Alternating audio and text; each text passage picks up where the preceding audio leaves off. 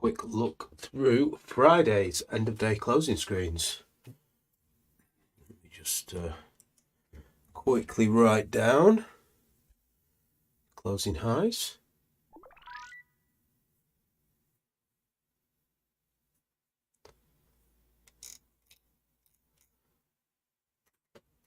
$62. Did I fill that in right earlier? I'm not sure.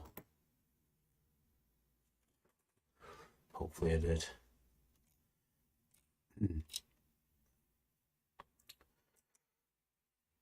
So, as talked about, that gap up action. This we just had a run up and we've just gone sideways on top of the opening range there on the industrials. Same on the SPY and the S&P. Nasdaq just range bound. Bit of a dodgy first stick there maybe. And the Russell's a little bit drifty there, but just sideways, exactly what we're talking about. Doesn't mean it can't make a dash for that gap, but it's, great market action when you see the market sort of do most of its price overnight and then drift through the day. It's lockout conditions, really hard for people to sort of intraday trade their way into profits in a market what does that. So, something we always talk about. Literally just made all-time highs this afternoon.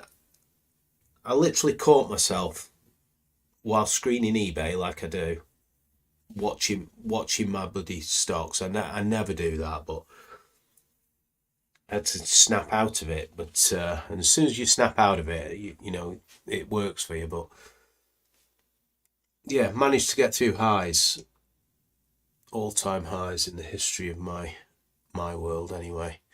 So that's good. Hopefully quite a few others, some fantastic messages again this week, and as since the end of last year we've got a lot of members who they don't post much in the chat, but I always get a little bit worried when it gets really quiet around here, but it turns out everyone had a pretty good year last year. It was grindy, but the numbers don't lie, do they? So that's pretty good. Good to hear from those in the background. Not everyone trades like me. I share what I do, and some people are looser than me. Some people are a bit tighter maybe, but we all tend to be looking at the same stocks. I've just noticed Collins just earlier today. I didn't even see this IGR. Obviously, it's not been hitting our screens for a long time. Let's go and have a look. IGR. Zoom it out, have a look. It did. I'll put the log scale on. It did have a good trending run, didn't it, back here? I don't think I've ever traded this stock. It came out of this base here and went on a lovely run in 2015. It was a little bit choppy maybe, and then it never recovered after 2020, did it? It just rolled over. Try and draw a base. We've got this with a chart like this. I know this one was pumped on value reasons as well on the what's it, on the FinTwit, and not just FinTwit, on the investor sites. This here, there's a little band of supply here, and then it basically didn't trade again all the way down, did it, to here. Low, active low, higher low, higher high. You could draw a line in the sun there. This is what we call under trend as well. It's not a very good area, You bet 52-week highs isn't in the mix yet. And it did set off on a little journey here. Now, what I do is, I come at these from how I would have managed it if I had a position. And if I had a position in this, it would have basically, it could have been a loser somewhere around here, but we could just throw on like 100-day override.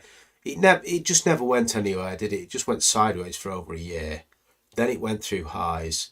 This area here would be a low, and I'm not sure I could have held that for quite a few reasons, to be honest.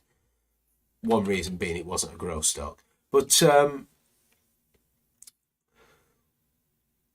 let's just there's another little baseline here. We could call this a base with supply as well. So I could have taken a trade like this. I just wanted to show you the scenario. If you go into the, how I load a trade, I'm going to be buying on a close above the base, and I'm going to be adding the spread and a little margin of safety under that price there. And I'm going to end up with a bracket, something like this. And it doesn't matter what the percent is of that bracket.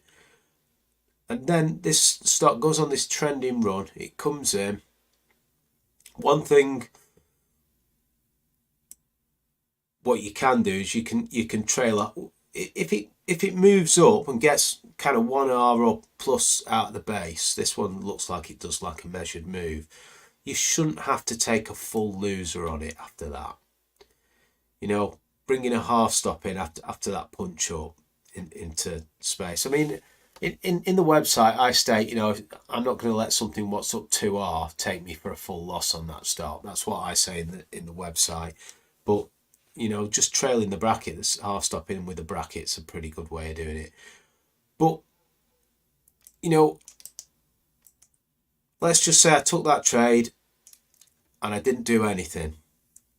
I just let it run. It rolled over. Says, well, the road to risk on this is at its maximum because it's near the stop. I could be saving pennies at the cost of pounds. And then it gaps down. How much does it cost me? It costs me 1R plus or minus slippage. And that's it. So we decide. The thing I'm trying to get across here is we decide exactly how much the loss costs us. My spreadsheets are set out so we make some decisions. We go, bankruptcy, how much is that going to cost the account? Because it will happen. It does happen, especially in small caps, really small caps. Say you've got 5% of your portfolio in, that's how much it's going to cost you against the closed balance. Then, if you add to it, that increases. You also get a profit, you get cushion. So if it goes up 100%, you've got 100% cushion. So only the worst case scenario would take you out at that full loser position. Remember, we decide how much it costs. You might be 0.8 of portfolio on every trade. You might be, 0.5%, 50 basis points, 75 basis points. You know what I mean? 66, whatever. I'm 1.5% on the trend portfolio. It's way more than most people should trade, but it's just because I've done thousands of hours, and thousands of repetitions doing this. So that's the size I trade. So that's what it costs. You decide how much that, and that should be a paper cut. 1% is a paper cut, 1% of portfolio. 1.5% for me is a paper cut still.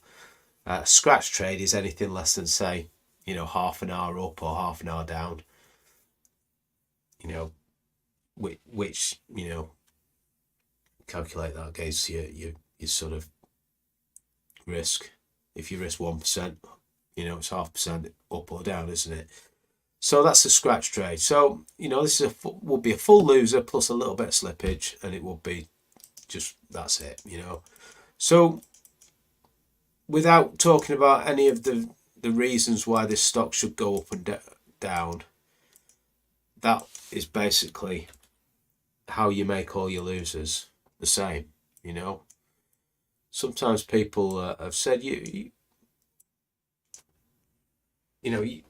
people, you don't mention your losers. Says they're all the same. They're all 1R or less. They're all the same. It is what it is. Apart from, and every time I have a bad one, I do a video and put it in the website. So that's what it's about. Regardless of, at the end of the day, you can tick every box in the book and you still, anything can hit the tape. You know, so it's always risk management first, is what I'm trying to say. And this will happen over and over and over again. You know, it will happen. In our terms, it's not bad. If you're even weighted in percent terms, yeah, it's probably quite bad. You know, say you just put 5% of your portfolio, or you've got 10 positions and you've got 10, 10% of your portfolio in this, and it goes down 50%. That's 5% against the closed balance, isn't it? It's quite a big move. But I don't do that. I position size for every stock. So I could show you that again. You know, this base here, it's a big loose base. It gapped up, to take on that, take on that gap up there, you're going to end up with quite a loose position. And then if it gapped all the way back down, past there, well, that's one, whatever your initial risk is, that's how much it costs you, And as it moves up, let it go. Trail it as it goes. Yeah, so that's all I've really got on that. I don't see these, you see. I used to look at the negative ones as well, but I realise that every time I post something on Twitter, I just lose followers anyway, so it's not worth posting. Let's just jump through these screens. They did come alive today, didn't they? Well, this week. Stocks have been fantastic for us this week.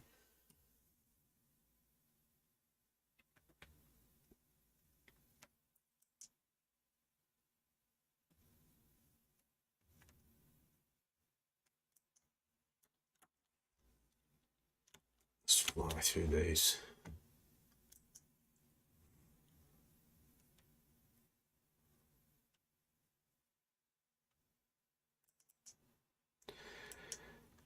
Closing highs. Banks, financials, oilers, travel and leisure. Healthy mix. I've still got my cold and I've been sneezing a lot today, so if I mute the mic, it's because I'm sneezing.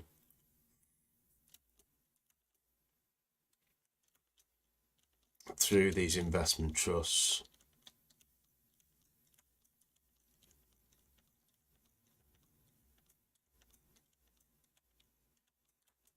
Electronics, IMI.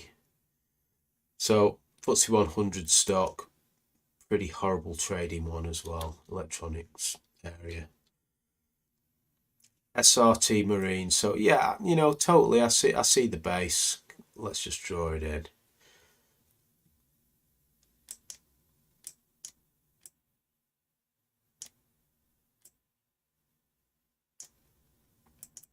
I totally see the base.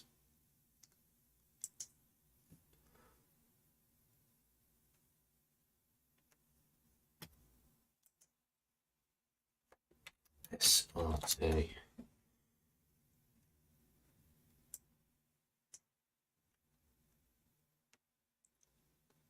So we've got no forward numbers on this, and obviously there's a bit of guidance come out today, has there?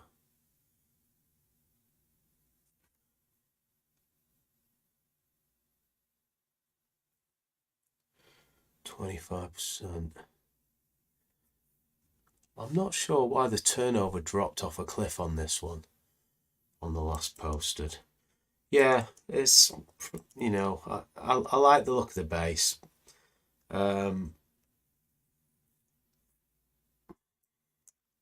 Thought this stock was kind of a reverse takeover or something at one point.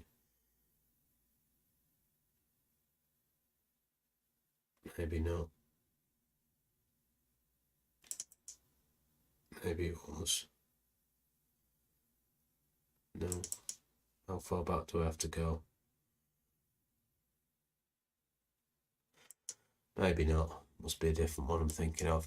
Yeah, I mean, it's always traded like this. It's hard to get too excited about this area, isn't it? But I move forward. I'm in the lucky position where I haven't got much cash, so I don't have to make decisions on stocks like that. Weir Group, yeah.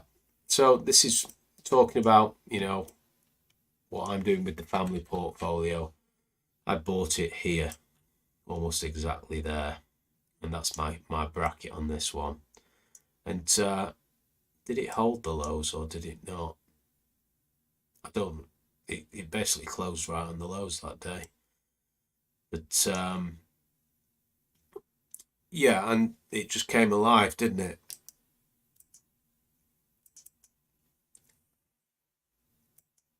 So it's doing well. But it's not a GTRS stock, it's just a pullback to this base I traded there.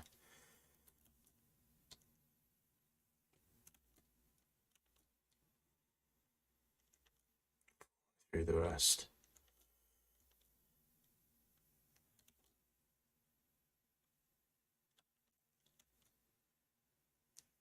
And this was RELX. So this one's had, it kind of broke out here, pulled back in. It had a little go here as well, and it pulled back in this horrible wide stick. It's hard to take a swing trade. You've got to go inside up to take, rather, because of this big horrible stick. It's hard to swing trade one of those, but it comes down again. You get a swing day entry on that day there. Basically, it took the lows out again before going up, as you can see. So,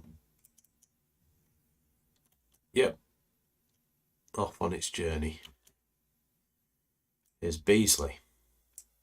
Here the swing screens on this day here. This one here just didn't drop back in.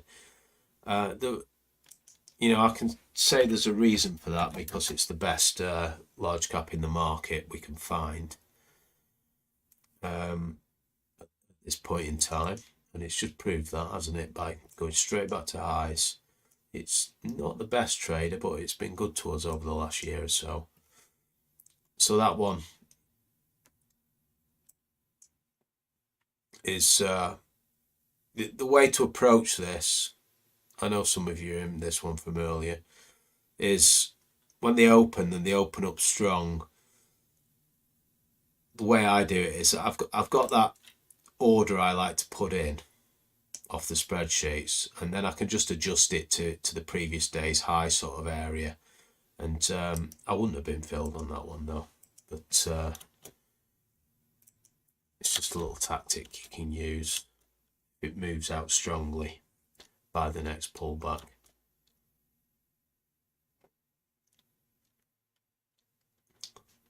During the zombie session usually. AMP continues. It'll pull back at some point again, but it might trade sideways in a tight base, so I'm not going to get too cute with it. It's not, I'll say it again, it's acting fantastically well. I'm not de-ramping my own stock here, but I wish AMP was a 50p stock instead of a £3.40 stock. Do you know what I mean? We actually bought it here at around £3.15, didn't we? 12, whatever. I wish it was, it. Think of it like that, if it went to sort of £20 kind of, you know what I mean? A 50p stock going up to sort of £5 is a lot easier than £3 stock going up to £30.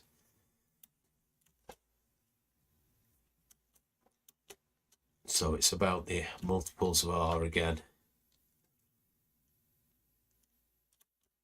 They'll turn up though, we'll see them. The market is forever unwinding at the right hand edge. This Trustpilot just gapped up, didn't it? CNC got a day 2 out of that base. I know that's an add point for some of us here as well, but it's a little bit, we're involved from early prices, aren't we? I'm involved from later prices than many of people at the site here.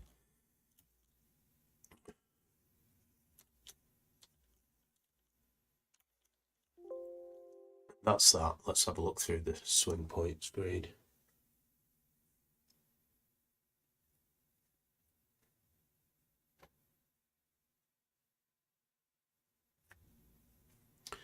See what's in here.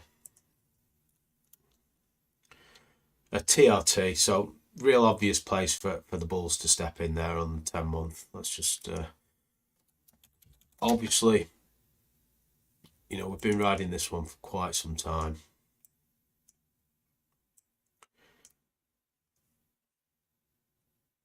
Kind of loose base here. What I got involved here and I added here and I added here. Kind of cheated this one, didn't I? Yeah, I mean it's going well, isn't it? I mean, from the initial position, it's up quite a lot. Shy of £100, 100%. It goes at that again to have a look. Yeah, I mean it's between 80 and 100, isn't it? So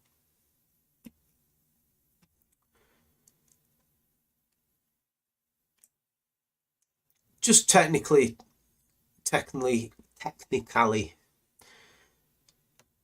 challenged a bit on the secondary trend, but you know, we don't trade secondary trend when we're on primary trend. We trade primary trend, so these small caps, secondary trend doesn't really mean much to them.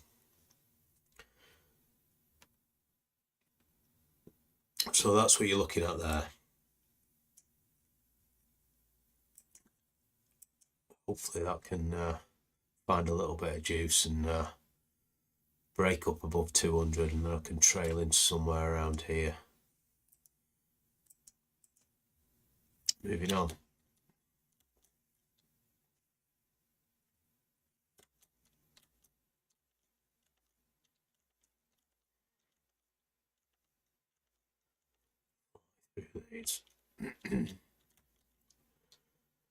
Creighton's no forward on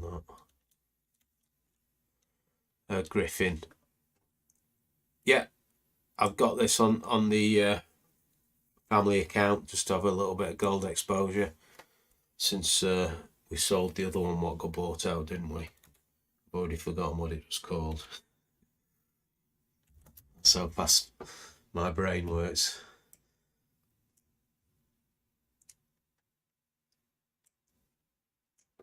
So yeah, it's, you know, a bit of gold exposure in the family account. This was the Sloth.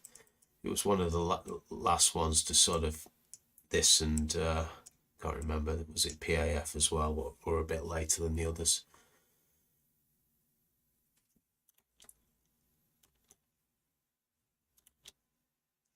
Wherever it goes, nobody knows. REAT, so this is support services, isn't it? I think we looked at this a few days ago. REAT, just punch them in as I go.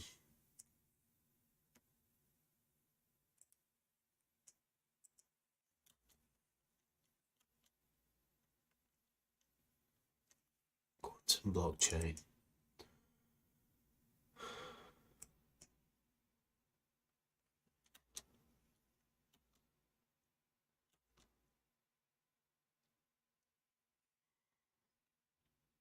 WPP, awful trading.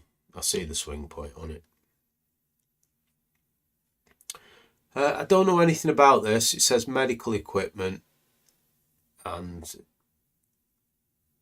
it's got a pretty big tick up in the forward numbers after ticking down in its earnings and pre-tax. So DCH, just zoom it out. It's never done anything really, this one. Oh, I always get it the wrong way around. That's my dyslexia. IDHC. Every time I've done that, I've got it the wrong way around. And it's ticking quite a few boxes there, isn't it? It's got some pretty solid forward numbers. You might want to dig into that one a bit more. have a look. What sort of price is that one? It's a nice price range, isn't it? It's not exactly very orderly, is it? But,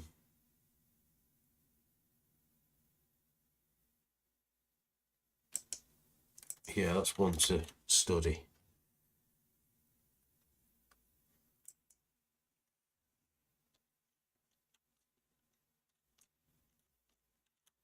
We got here. Wreck it. Shall we punch this one in anyway? Oh, okay. See? Oh, yeah. Hard to get too excited about that. Basing out though.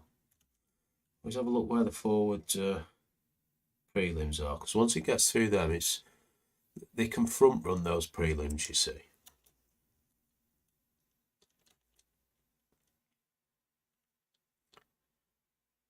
This is a lose-less scenario, and it's going to be a story of turnover. Punch it in. SBTX. So it'll be all about the turnover on this one. You know where to go. Have a look.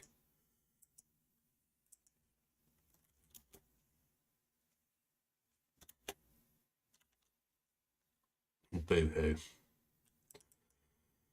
Yeah. Full circle.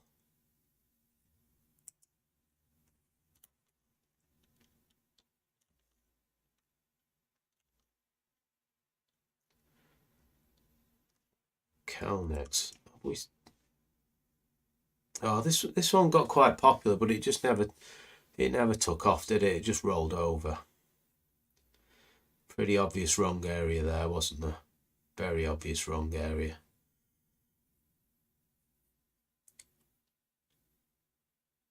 Down it went. So, CLX. It's not going to excite the GTRS, I don't think, this one.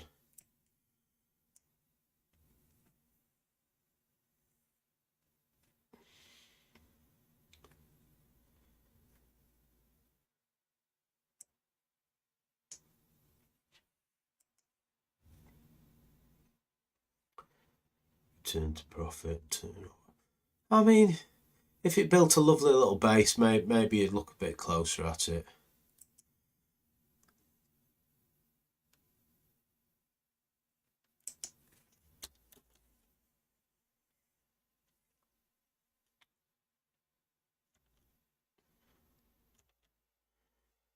Winking Studios.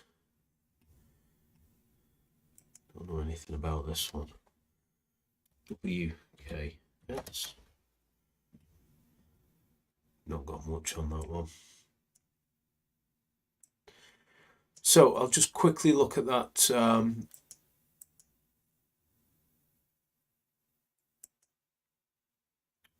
BEC, IDHC and IMI.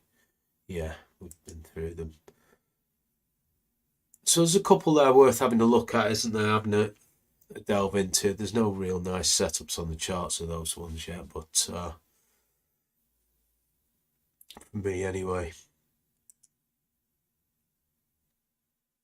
US is closed Monday.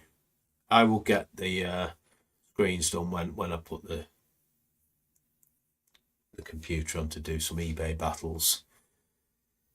So have a fantastic weekend. Hopefully a few more of you are through our all-time highs this week, because that was a pretty good week for us. Cheers all.